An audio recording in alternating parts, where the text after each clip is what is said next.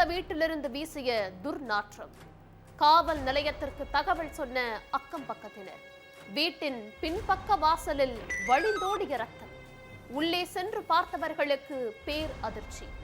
இளைஞரை கொன்று சாக்கு பைக்குள் பொட்டலம் கட்டிய பயங்கரம். மொத்த சம்பவத்திற்கும் மாஸ்டர் மைண்டாக இருந்த கன்னட நடிகை. நடந்தது என்ன?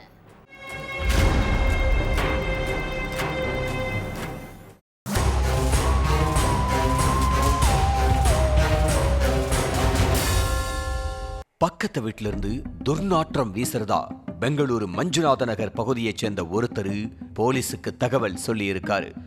உடனே சம்பவ இடத்துக்கு போய் பார்த்தப்ப துர்நாற்றம் வீசி இருக்கு. அதுக்கப்புறம் அந்த வீட்டுக்குள்ள போய் சோதனை பண்ணலாம்னு பார்த்தா வீடு வெளிப்பக்கமா பூட்டி இருந்திருக்கு. அப்பதான் பக்கத்து வீட்டுக்காரங்க, இந்த வீட்டுக்கு பின்பக்கமாவும் ஒரு வாசல் இருக்கு, அந்த சைடு போய் பாருங்க சார்னு சொல்லி இருக்காங்க. அதுக்கப்புறம் போலீஸ் பின்பக்கம் போய் பார்த்தப்ப அங்க ஒரே ரத்தமா இருந்திருக்கு. என்னடா இது, இவ்வளவு ரத்தம்னு போலீஸ் உட்பட அக்கம் பக்கத்துல உள்ளவங்க எல்லாரும் அதிர்ச்சியில உறைஞ்சு போய் நின்னு இருக்காங்க. இதுல கண்டிப்பா ஏதோ வில்லங்கம் இருக்குங்கிறத புரிஞ்சுக்கிட்ட போலீஸ் பூட்டை உடைச்சிட்டு உள்ள போய் பார்த்திருக்காங்க. வீட்டுக்குள்ள பல இடங்கள்ல தேடியும் துர்நாற்றம் எங்கிருந்து வருதுங்கிறத கண்டுபிடிக்க முடியாமலேயே இருந்திருக்கு. அப்பதான் கட்டிலுக்கு கீழே ஒரு பெரிய சாக்கு பை இருக்கிறத போலீஸ் பார்த்திருக்காங்க. அந்த பைய திறந்து பார்த்தா அதுக்குள்ள சுமார் 30 வயசு மதிக்கத்தக்க ஆண் சடலம் இருந்திருக்கு.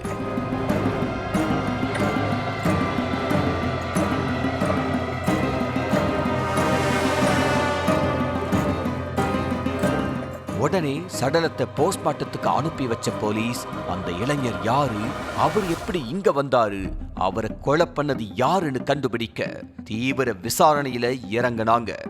முதற்கட்டமா அந்த வீட்டு ஹவுஸ் ஓனர் நடராஜ் கிட்ட விசாரிச்சிருக்காங்க. அப்ப கடந்த 2 மாசத்துக்கு முன்னாடிதான் கணவன் மனைவின்னு சொல்லி 2 பேர் வாடகைக்கு வீடு கேட்டாங்க. நல்ல குடும்பம் மாதிரி தெரிஞ்சுச்சேன்னு வாடகைக்கு வீடு கொடுத்தேன், மத்தபடி அவங்கள பத்தி எனக்கு வேற எதுவும் தெரியாதுன்னு சொல்லி இருக்காரு. அவங்க 2 பேரோட செல்போன் நம்பரை வச்சு அவங்க இருக்கிற இடத்தை ட்ரேஸ் பண்ண ட்ரை பண்ணியிருக்காங்க போலீஸ். அப்ப கணவன் மனைவின்னு சொன்ன வினய் என்பவனும் பிந்துவும் பெங்களூரு ரயில் நிலையத்துல இருக்கிறது தெரிஞ்சிருக்கு. உடனே ரயில்வே போலீஸுக்கு போன் பண்ணி விஷயத்த சொல்லி இருக்காங்க போலீஸ். அதுக்கப்புறம் ட்ரெயின்ல ஏறதுக்காக வெயிட் பண்ணிக்கிட்டு இருந்த வினயையும் பிந்துவையும் ரயில்வே போலீஸ் அரெஸ்ட் பண்ணி போலீஸ் கிட்ட ஒப்படைச்சிட்டாங்க. 2 பேர்கிட்ட நடத்தின விசாரணையில தான் பல திடுக்கிடும் தகவல்கள் எல்லாம் வெளிச்சத்துக்கு வந்துச்சு.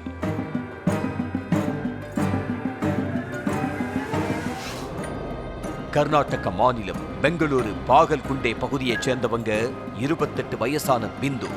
இவங்க கன்னட திரைப்படங்கள்ல துணை நடிகையா நடிச்சிருக்காங்க. பிந்துவும் அதே ஏரியாவை சேர்ந்த மோகன் ராவும் லிவ்-இன் உறவுல இருந்துட்டு வந்திருக்காங்க. இதுக்கு நடுவுல பிந்துவுக்கு வினய்ங்கிற நபரோட பழக்கம் ஏற்பட்டு இருக்கு. ஒரு கட்டத்துல மோகன் ராவை கழட்டி விட்டுட்டு புது காதலன் கூட புது வாழ்க்கையை ஸ்டார்ட் பண்ணலாம்னு முடிவு பண்ணி இருக்காங்க பிந்து. ஆனா மோகன் ராவை பத்தி பிந்துவுக்கு நல்லா தெரிஞ்சிருக்கு.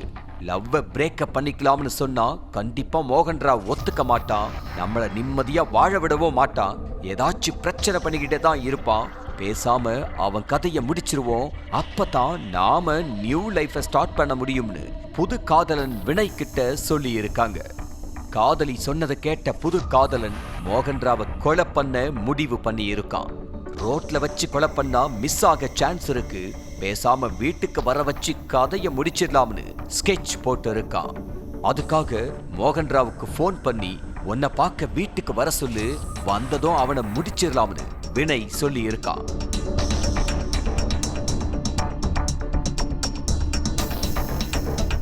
உடனே பிந்துவும் மோகன் ராவுக்கு போன் பண்ணி உன்னை பார்க்கணும் போல இருக்கு, வீட்டுக்கு வான்னு கொஞ்சி குழாவி பேசி இருக்கான். காதலி போன் பண்ணி கூப்பிட்ட மறு நிமிஷமே 2 வீலரை எடுத்துக்கிட்டு காதலிய பார்க்க ஆசையா கிளம்பி இருக்காரு. அப்படி வீட்டுக்கு வந்த காதலன் மோகன் ராவுக்கு மது விருந்து வச்ச பிந்து கையோட வினய்க்கும் போன் பண்ணி இன்ஃபார்ம் பண்ணி இருக்கா. அடுத்த நொடியே அங்க வந்த வினய் மது போதையில் இருந்த மோகன் ராவை இரும்பு கம்பியால கண்மூடித்தனமா அடிச்சிருக்கான். அதுக்கப்புறம் அவரோட கை கால்களை கயிறால கட்டி பிந்துவும் வினயும் சேர்ந்து வெறித்தனமா தாக்கி இருக்காங்க. அதுக்கப்புறம் மோகன் ராவோட சடலத்தை ஒரு பெட்டியில அடைச்சு வச்சு வீட்டை பூட்டு போட்டுட்டு இரவோடு இரவா அங்கிருந்து எஸ்கேப் ஆயிட்டாங்க. இந்த சம்பவம் நடந்தது கடந்த 18ஆம் தேதி நைட்டு 11 மணிக்கு.